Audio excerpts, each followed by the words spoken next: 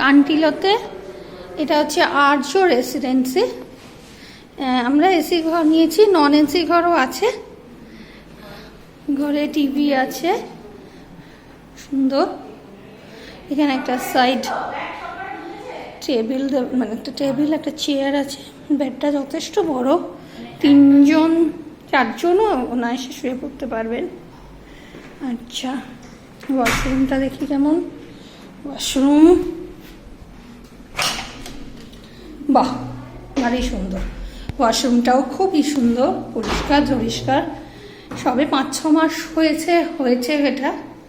দেখুন, গিজার আছে এখানে, হ্যান্ড শাওয়ার আছে, ওয়েস্টার্ন সিস্টেম, বেসিন দেওয়া, খুবই সুন্দর। এখনো নতুন গন্ধ বেরোচ্ছে। ওইখানে আরেকটা ঘর আছে, তো আরেকটা ঘরও তো দিয়েছে। ঠিক আছে।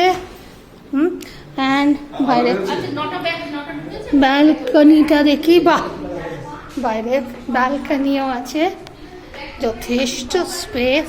দেখুন বাদাম কেমন লাগে, ভালোই লাগছে। দেখুন কান্টিলো জায়গাটা খুবই সুন্দর। আমি ফার্স্ট টাইম এলাম নীলমাধবের কাছে, কিন্তু এত সুন্দর জায়গা। এদিকটা পুরো পাহাড়, পাহাড় না, হিলক যেটাকে বলে, ছোট ছোট। হ্যাঁ, মাউন্টেন নয়, মানে এগুলো হিলক। খুব সুন্দর। ঠিক আছে, ফ্রেশ হয়ে নিয়ে আবার এবার মন্দিরে যাব একটু, আপনাদের সাথে ওখানে জয়েন করছি। মন্দিরে জয় বাবা নীলমাধব সবাই একবার বলো।